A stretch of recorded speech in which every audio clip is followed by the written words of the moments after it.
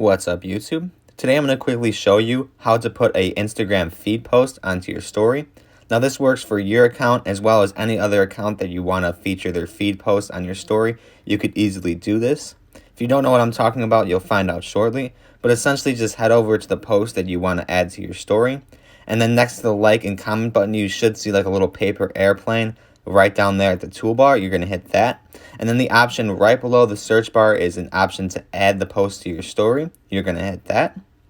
And then you'll be taken to this screen here. Now there's a couple different options you could do. If you hit the picture itself, you're going to see the two different ways to present it with the profile picture and all of that, or just the username tags below. It's up to you what style you want. You could also add text to advertise what you're featuring and turn it around if you want to make it look different.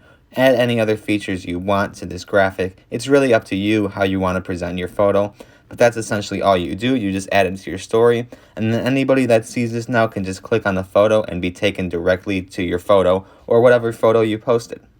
If you were confused or you had any questions on this method, be sure to drop a comment down below and I will get back to you as soon as possible. Otherwise, if you found it helpful, don't forget to like and subscribe, and thanks for watching.